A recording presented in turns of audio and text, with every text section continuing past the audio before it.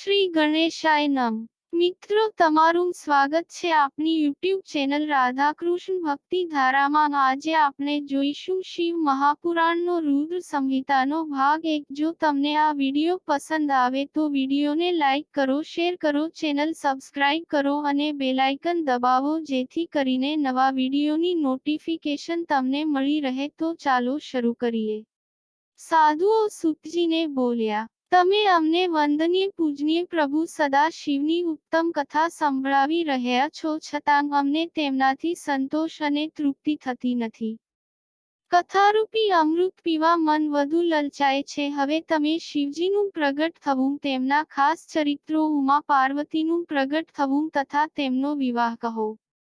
શિવ પાર્વતીનો ગૃહસ્થાશ્રમ, તેમની અનેક પ્રકારની લીલાઓ તથા બીજું જે છે જે કહેવા જેવું હોય તે બધું અમને વિસ્તારથી કહો ને। શિવ સ્વરૂપ ભગવાન શ્રી વિષ્ણુએ પ્રેરેલા નારદજી પિતા બ્રહ્માજીને પૂછ્યું હતું, ત્યારે પુત્રનું વચન સાંભળીને બ્રહ્માજીએ પ્રસન્ન બુદ્ધિથી નારદેજીને શ્રીજીનો યશ ગાયો હતો। આથી ઋષિઓએ બ્રહ્મા અને નારદજીના સંવાદ સાંભળવાની ઈચ્છા વ્યક્ત કરી। સૂત પુરાણી સોનક આદિ ઋષિઓને કથા કહેવા લાગ્યા। એકવાર નારદજીને તપ કરવાની ઈચ્છા થઈ। તેઓ હિમગીરી ઉપર ગંગાજીના પવિત્ર કિનારે આવેલી એક સુંદર ગુફામાં ગયા। ત્યાં તેમણે મૌન ધારણ કરીને આસન જમાવીને પ્રાણના સંયમ થકી લાંબા કાળ સુધી તપ કર્યું। તેનું આ લાંબુ તપ જોઈને ઇન્દ્રને પોતાની ચિંતા થવા લાગી। તેમણે નારદજીના તપનો ભંગ કરવા માટે કામદેવને મોકલ્યા।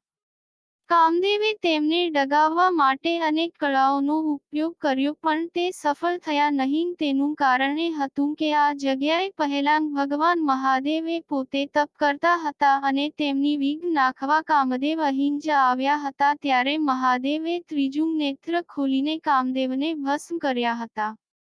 કામદેવની સ્ત્રી રતિની પ્રાર્થનાથી મહાદેવે કહ્યું હતું તે થોડા સમય બાદ પુનઃ આળસ મરડીને જીવતા થશે, પણ આ જગ્યામાં ભવિષ્યમાં તેની કારી ફાવશે નહીં।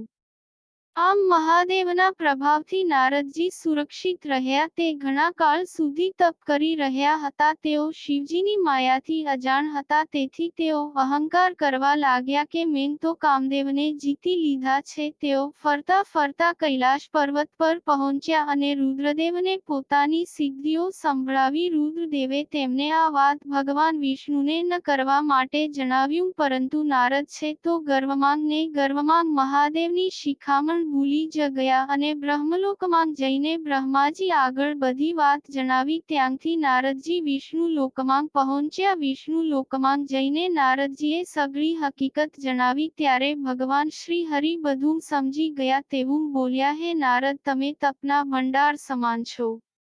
તમે તો જ્ઞાન અને વૈરાગ્યથી સદાયુક્ત અને નૈષ્ઠિક બ્રહ્મચારી છો। જન્મથી જ વિકાર વિનાના ઉત્તમ બુદ્ધિવાળા તમને કામના વિચારો શું કરી શકે? ત્યારે નારદજી હસીને કહે છે, હે શ્રી હરિ, તમારી મારા પર કૃપા છે, પછી કામદેવ મારી ઉપર કેમ પ્રભાવ પાડી શકે? આમ કહીને નારદજી તો ત્યાંથી વિદાય થયા। આ બાજુ ભગવાન વિષ્ણુએ શિવજીની આરાધના સ્મરણ કરીને શિવજીની અનુમતિ લઈને નારદજીના માર્ગમાં માયાની અદ્ભુત રચનાનું દર્શન કરાવ્યું। નારદજી ફરતા ફરતા એક સુંદર નગરમાં પહોંચી ગયા। તે નગરના રાજા શિલનીથી પોતાની દીકરીનો સ્વયંવર રચવાની તૈયારીમાં હતા।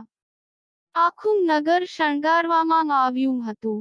સ્વયંવરમાં અનેક દેશના રાજકુમારો રાજપુરુષો આવ્યા હતા। નારદ પણ તે નગરમાં આવ્યા। તેમને આવેલા જાણીને શિલનિધિએ તેમનું સ્વાગત કરીને પોતાની પત્ની પુત્રીની પાસેથી નારદજીના વંદન કરાવ્યા। પછી પોતાની રાજપુત્રીનું ભવિષ્ય કથન કહેવા પ્રાર્થના કરી। તે કન્યાનું દિવ્ય સ્વરૂપ જોઈને નારદજી તે કન્યામાં મોહિત થઈ ગયા। તેમને કન્યાને સ્વયંવરમાં હાંસલ કરવા માટે પોતાની સૌંદર્ય પ્રાપ્ત થાય એ આશયથી તેઓ ભગવાન વિષ્ણુ પાસે જઈને સઘળી વાત કરે છે અને પોતાને ભગવાન શ્રી હરિ જેવું સૌંદર્ય પ્રાપ્ત થાય તેવી ઈચ્છા દર્શાવે છે। ત્યારે ભગવાન વિષ્ણુ નારદજીને કહે છે, હે નારદ, તમારું હિત થાય તે મુજબ હું કરીશ, તમે તમારી ઈચ્છિત જગ્યાએ જાવ। ભગવાન વિષ્ણુએ નારદજીને પોતાનું રૂપ આપ્યું, પણ મુખ વાનરનું બનાવી આપ્યું। નારદજી સ્વયંવરમાં આવ્યા। કન્યા ફરતી ફરતી નારદ મુનિ આગળ આવી, પણ તેમનું તેનું મુખ જોઈને તે આગળ વધી તે સભામાં ખુદ ભગવાન વિષ્ણુ રાજાનું સ્વરૂપ લઈને આવ્યા હતા. કન્યાએ ભગવાન શ્રી હરિ કે જે રાજા બનીને આવ્યા હતા તેમના ગળામાં કંઠમાળા પહેરાવી દીધી. વિષ્ણુ ભગવાન કન્યાને લઈને અંતર ધ્યાન થઈ ગયા. તે સમયે ના રાજ્યની સ્થિતિ દયનીય બની ગઈ. તેઓ ગુસ્સે થઈ ગયા. તે સમયે રુદ્રદેવી મોકલેલા તેમના બે ગણોએ તેમને કહ્યું, હે શ્રી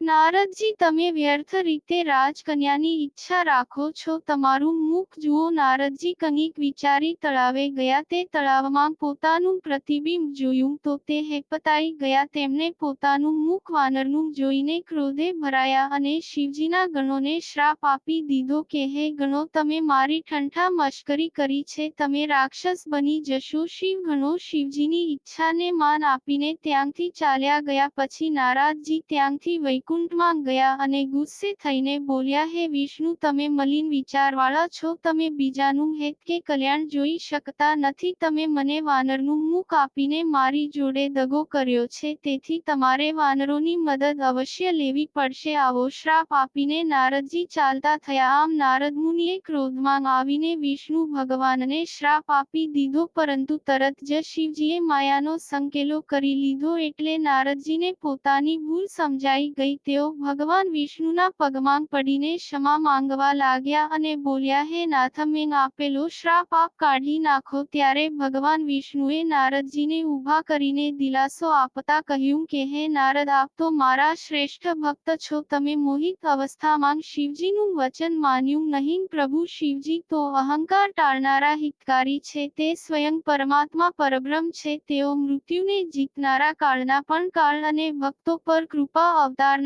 સર્વોચ્ચ દેવ છે. શિવજીની ભક્તિ કરો, પૂજા કરો, મંત્રનો જાપ કરો. આમ થવાથી તમે પોતે નિર્વિકલ્પ સ્વરૂપને પામી શકશો. આમ ઉપદેશ આપીને ભગવાન શ્રી હરિ વિષ્ણુ અંતર ધ્યાન થઈ ગયા. પછી નારાયણ શિવજીના લિંગોનું ભક્તિભાવથી દર્શન કરતા કરતા પૃથ્વીલોક ઉપર ભ્રમણ કરી અને તે સમય દરમિયાન ભગવાન શિવજીના બે ગણો જેને નારદજીએ સ્વયંવરમાં શ્રાપ આપ્યો હતો તે મળ્યા. શિવ ગણોએ નારદજીને પ્રણામ કર્યા અને પોતાના શ્રાપની વાત કરી. ત્યારે નારદજીએ તેમની પણ ક્ષમા માંગી અને કહ્યું, શિવજીની ઈચ્છાથી મારી બુદ્ધિ બેલ મારી ગઈ હતી. તમે બંને બળવાન અને પ્રતાપી રાક્ષસ થશો. તમે રાક્ષસ રાજા તરીકે ખ્યાતિ મેળવશો. મહાદેવજી તમારો ઉદ્ધાર કરવા માટે બીજું સ્વરૂપ ધારણ કરીને આવશે. પછી તેઓ બંને ત્યાંથી જતા રહ્યા. ત્યાંથી નારદ મુનિ ફરતા ફરતા બ્રહ્માજી પાસે આવ્યા અને બોલ્યા, હે પિતાજી, મને શિવ તત્વ અંગે કંઈક જાણકારી આપો.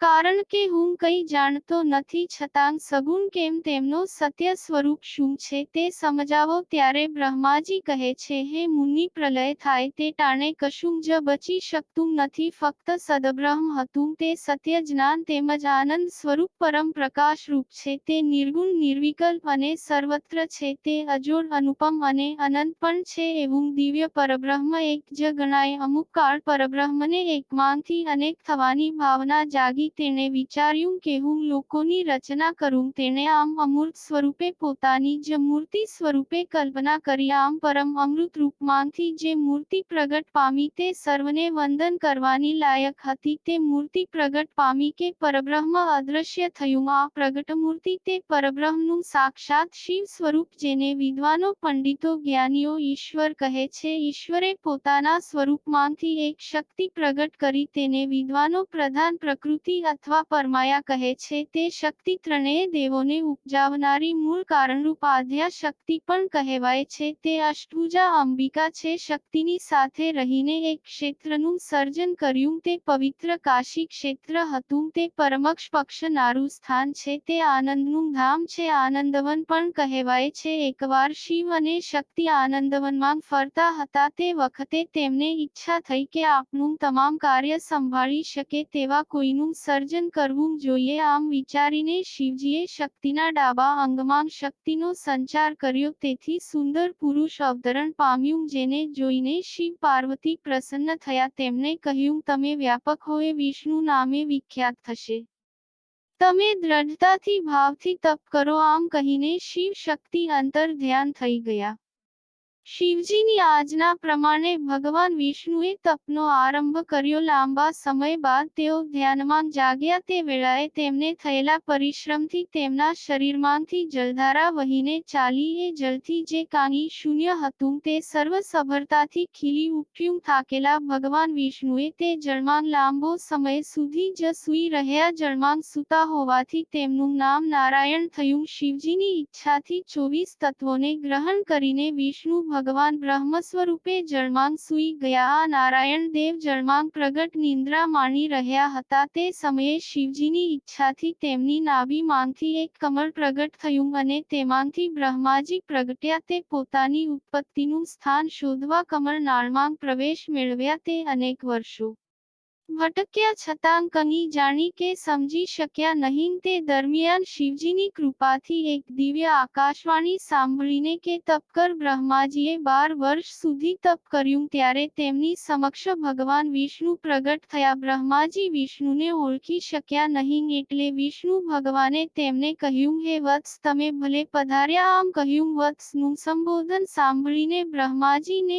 ખોટું લાગ્યું. તેઓ બોલ્યા કે હું પોતે સ્વયંભૂ છું. ત્યારે ભગવાન વિષ્ણુએ તેમને યાદ દેવડાવ્યું કે તમે મારી નાભીમાંથી પ્રગટેલા કમળમાંથી અવતરણ પામ્યા છો. તેથી તમે નહીં પણ હું જ સર્વવ્યાપક દેવ પરમાત્મા છું. આમ બંને પોતે મહાન છે. એ બાબતે બંને વચ્ચે ઉગ્ર ચર્ચા ચાલી છે. તે બંને વચ્ચે યુદ્ધ થયું. તે સમયે તે બંનેની વચ્ચે પ્રલયકાળના અગ્નિ જેવું આદિ કે અંત વગરનું એક લિંગ પ્રગટ થયું.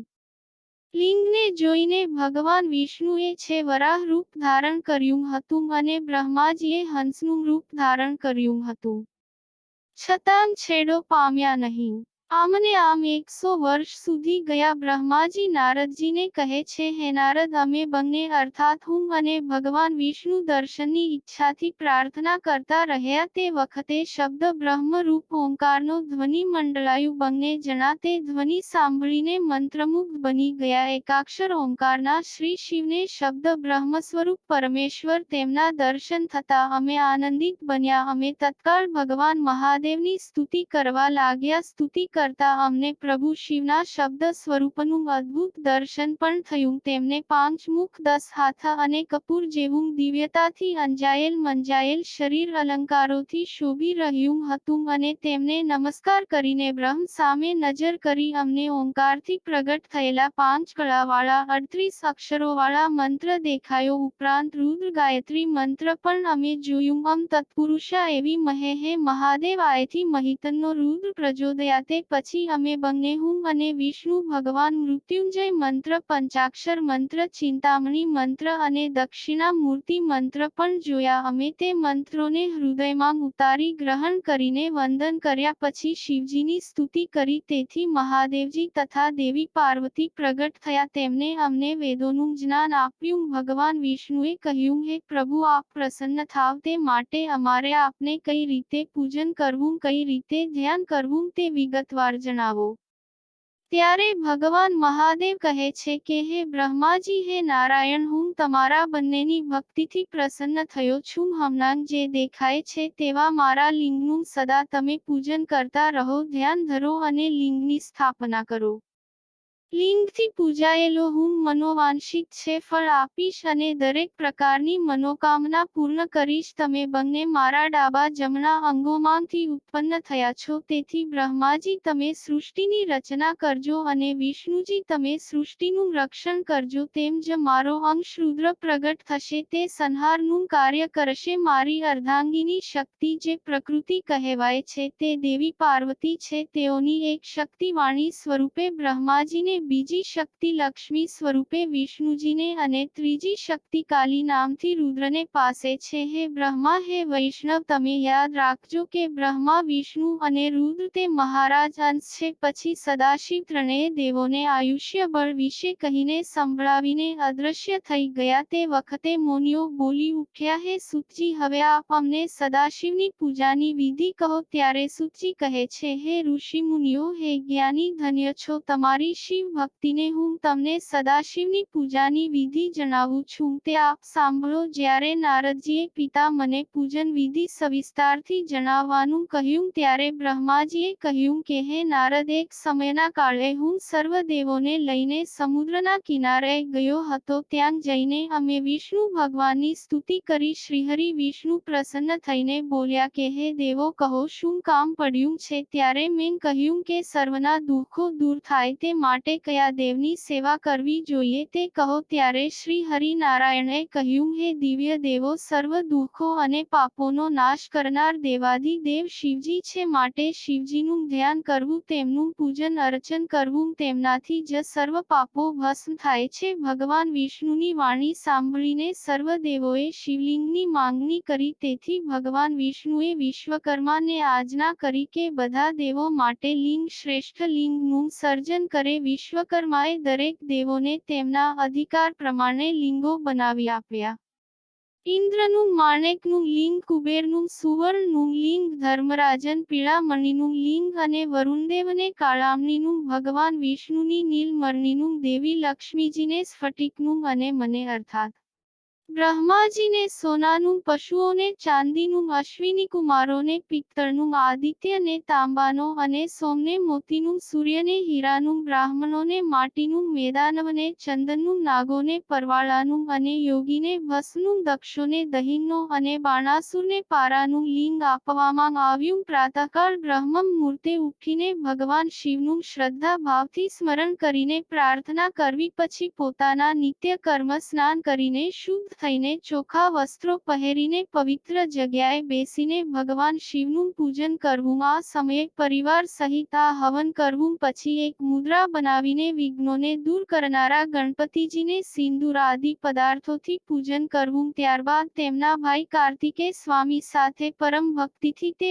ભગવાનનું પૂજન કરવું. નમસ્કાર કરવા પછી સદા દ્વારમાં ઊભા રહેલા મહોદર નામના દ્વારપાળનું પૂજન કરવું. પછી પાર્વતીજીનું પૂજન કરવું. તે પછી પાદ્ય આસન અર્થય અર્પિત કરવા. ત્યારબાદ પંચામૃત સ્નાન કરાવીને ચંદન વગેરે લગાવવા. ત્યાર પછી સુંદર વસ્ત્ર ઉભવિત વગેરે અર્પિત કરીને પુષ્પો ચડાવવા. ઉપરાંત તુલસી અને બીલીપત્ર પણ ભાવપૂર્વક ચઢાવવા. ત્યારબાદ સુગંધીદાર દ્રવ્યો લગાવીને ધૂપ દીપ પ્રગટાવવા. પછી નૈવેદ્ય ધરીને આચમન પ્રક્રિયા કરવી. 5 દિવેટવાળા દીવાની આરતી ઉતારવી. પછી શાંત ચિત્તે બેસીને પંચાક્ષર મંત્રનો જાપ કરવો. સ્તુતિ કરવી. પ્રદક્ષિણા કર્યા બાદ ભાવથી વંદન કરવા. અંતે મંત્ર પુષ્પાંજલિ અર્પિત કરીને ભગવાન શિવની સામે ક્ષમા માંગી ક્ષમા યાચના પછી દેવનું શ્રદ્ધાપૂર્વક વિસર્જન કરવું. તે પછી પૂજાનું જળ લઈને માથે ચઢાવવું. આમ શિવજીનું પૂજન તે તમને કહી સંભળાવ્યું.